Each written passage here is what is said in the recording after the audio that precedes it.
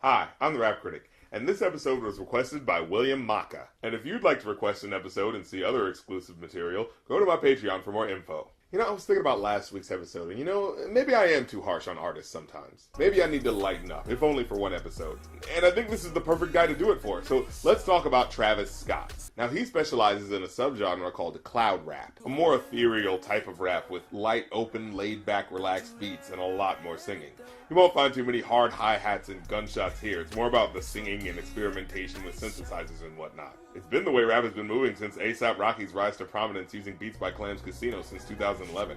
And aesthetically, I honestly prefer it to the more brutal-sounding trap or drill beats. And I've been sucking so hard at Injustice 2 and life in general, I think I need something to calm me down. Sometimes you just need something that's chill and laid back that you don't have to think about much. I get it. So let's all take a second and chill out and just let the music flow. What do you say? Wait, sorry, I'm thinking too hard. Let me just relax and soak myself in the music. It doesn't matter what he's saying, right? So you know what? Let's release our minds from thoughts for this one. Let's have a nice, zoning out, planetarium light show-like experience. Don't you open up that window. Don't you let out that antidote. Yeah, let that high permeate in your vehicle, filling your lungs with that good spirit. Popping pills is all we know. Yeah, wait, I thought we were talking about weed. Are we talking about popping pills now? I thought when you said don't let out the antidote, you were referring to not opening up the windows, which would let the smoke out. But if pills is what you were referring to and saying that is all you know, well, is there some idiot dangling an open bottle of Xanax out the car window or something? Wait, I'm supposed to be enjoying this. Just relax. Inhales is all we know. Hollywood. I thought you were from Houston. Ignoring and enjoying. Ignoring and enjoying. Who that at the front door? If it's the feds, oh no. Well, gee, maybe if somebody weren't hanging their arms out the window with a fistful of illegally gained prescription drugs, this wouldn't be a problem now, would it? Seriously, unnamed friend of Travis Scott, what the hell's wrong with you? Oh, you passed out from taking too much Xanax? So, someone should probably help him. Don't go through the front door. It's low-key at the night show.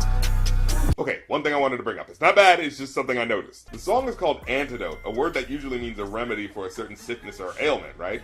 So I thought the focus of the song was going to be about weed and how it makes you feel great and everything like that, complemented by the open, breezy, yet oddly dark instrumentation. But about halfway through, it switches up from being about the antidote itself to being all about some illustrious night show. At the night show, ooh, your bitch not at home, she at the night show. And of course he had to bring up your girl being at the night show, because what's a mainstream rap song without an inexplicable obsession with emasculating the audience? We ain't sipping light, no.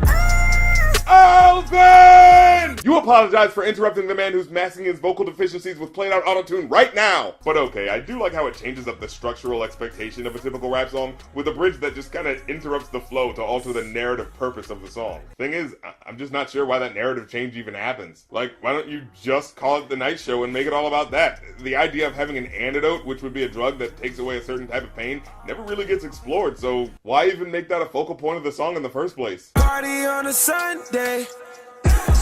Do it all again on Monday. What's up with rappers partying on unconventional days of the week? Club going up on the Tuesday. Got your girl in the car, she Tuesday. Is this just like a new way of bragging that you don't have a conventional job? Sorry, I'm supposed to be enjoying this. I'm enjoying it. Spent the check on a weekend. Oh my god, indeed. That's a really stupid idea. Sorry, I know rappers like him are probably way richer than me. Maybe I'm just being an adult right now, but as someone with bills to pay, just the idea of spending your whole month's check on a 2-day bender just gave me a panic attack by proxy. Rap songs like this should have a warning label on them or something. Like, this balling out of control was done by a stunt rapper in a closed course. Do not attempt to ball on his level. You will end up sleeping in a box by the end of the month. In fact, don't let these lyrics fool you. You have no idea about the actual financial stability of these rappers. These fools could be broker than you. I'm saying, if you make $100,000, but then spend $100,000 on diamonds and strip clubs to show how rich you aren't really that rich anymore, are you? Put it like this, have you ever seen a rapper in court for child support? Yeah, all of a sudden their bank account starts sounding real unremarkable. And personally, I'm more likely to believe a person's words when legal proceedings are involved than when they're in a rap song, you feel me? Just saying, don't let these rap songs get you fucked up. And yes, that should be the whole disclaimer. Stack it up day to day, young nigga. You know you gotta go get it, my nigga. Did any of that rhyme? Hey man, speed rapping isn't for everyone. Just saying words quickly isn't that impressive unless it sounds good. Maybe just stick to what you were doing before. But let's get back to the focusing on the calm and chill attitude that a song like this is trying to portray. Don't be mistaken, we dying to stand. Wait, you're dying? Calling me crazy on different occasions. People are calling you crazy. What's going on? I'm overboard and I'm over impatient. This doesn't sound very low-key at the night show at all. Dealing with motion that's more complicated. Like these two bitches that might be related. Oh. Kicking the cameraman off on my stages, cause I don't like how he's snapping my angles.